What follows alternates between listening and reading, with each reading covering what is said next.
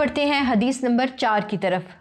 मतन मुलाहिज़ा कीजिए, रसूलुल्लाह सल्लल्लाहु अलैहि वसल्लम ने फरमाया, इज़ा क़ुल्ता लिसाहिबिका यौमल जुमुअती अनसित वल इमाम यख्तुब फ़क़द लगौता। जब तुमने जुम्मा के दिन अपने साथी से ये कहा कि खामोश हो जाओ जबकि इमाम खुतबा दे रहा हो, तो तुमने फजूल बात की। ये था हदीस का मतन। आइए बढ़ते हैं हदीस की वजाहत की तरफ। इस हदीस मुबारका का मरकज़ी मज़मून ये है कि यहाँ पर हमें कुछ अदाब सिखाए जा रहे हैं।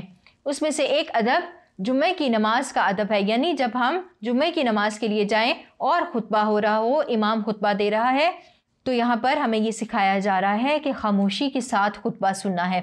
इतनी खामोशी इख्तियार करनी है कि अगर कोई दूसरा बात भी कर रहा हो तो आपने उसको भी मना नहीं करना कि इस तरह दूसरे लोगों के सुनने में, उनकी तवज्जो में खलल पैदा होगा। तो यहाँ पर एक हमें दीनी अखलाक सिखाया जा रहा है कि जब दीन की बात हो रही हो, वाज़ो नसीहत हो रही हो, इमाम मिंबर पर बैठा खुतबा दे रहा हो, तो हमें चाहिए कि हम कान लगा कर वो बात सुने कि वो कुरान की बात बता रहा है, हमें अल्लाह रब्बुल इज़्ज़त की बात बता रहा है, वो हदीस की बात बता रहा है।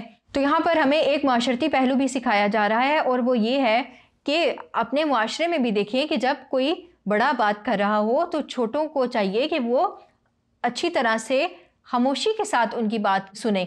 ये अच्छे अखलाक में से आता है। लोग ऐसे लोगों को पसंद करते हैं। कुछ दो लोग आपस में बात करें और तीसरा आके उसमें कूद पड़े और बातें करने की, अपनी तरफ मुतवज्जा करने की कोशिश करे, तो इसको रज़ाइल अखलाक में से समझा जाता है। कुछ लोग बात कर रहे हों और कुछ लोग एक तरफ टोला बना कर बैठ जाएं और बात करने लगे, तो ये अच्छी बातें तसव्वुर नहीं की जाती। तो ये तो दुनिया के मामलात हैं जहाँ पर दीन की बात हो रही हो, क्योंकि खुतबा जुमा आपके दीन का एक अहम रुकन है। जुम्मा के दिन आपको 2 फ़र्ज़ पढ़ने होते हैं और इसके साथ खुतबा जुमा सुनना होता है, जो कि ज़रूरी होता है, नमाज की तरह ही उसकी अहमियत है। तो जब वहाँ पर वाज़ो नसीहत की बात हो रही हो, कुरान और सुन्नत की बात हो रही हो, तो ज़रूरी है कि खामोशी इख्तियार की जाए।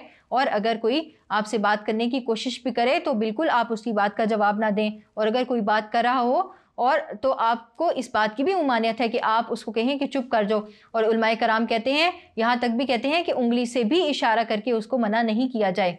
जब हम तारीख़ का मुताला करते हैं तो हम इस नतीजे पर पहुँचते हैं कि जो उलमाए कराम थे वो इस कदर अपने बड़ों की बात तवज्जो से सुना करते थे, कुरान और हदीस की बातें इस कदर तवज्जो से सुना करते थे, ऐसे स्टिल होकर बैठ जाया करते थे गोया कि उनके जिस्म में रूह ही नहीं है। अगर उनके सरों पर परिंदे भी आकर बैठ जाते तो उनके जिस्म में जुम्बिश नहीं पैदा होती थी।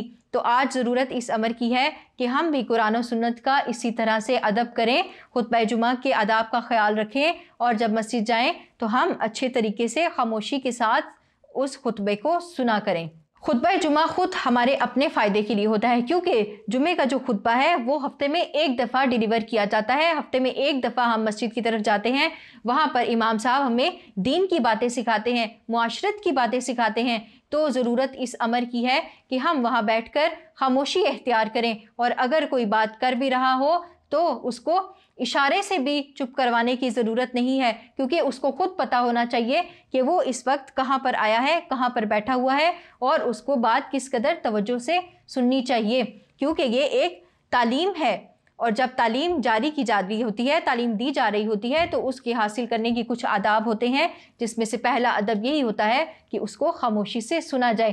क्योंकि जब आप अपने दर्स को, अपनी क्लास में होने वाले लेक्चर को अगर आप तवज्जो से सुनेंगे तो वो आपके कानों के ज़रिए आपके दिमाग तक जाएगा, आपके दिल तक जाएगा, उसका असर तादेर कायम रहेगा। लेकिन अगर आप किसी बात को गौर से नहीं सुनते, कोई जुमला सुन लिया, कोई नहीं सुना, फिर कोई सुन लिया, तो ऐसा होता है बाज़ औक़ात हमें बातों की गलत समझ आती है और उसकी वजह से हम गलत चीज़ों पर अमल करने लगते हैं। तो यहाँ पर हमें यही अदब आदाब सिखाए जा रहे हैं कि हमने खुतबा जुम्मा के वक्त ये अदब इख्तियार करना है कि खुतबा जुम्मा को खामोशी से सुनना है। उम्मीद करती हूँ आपको इस हदीस की समझ आ गई होगी।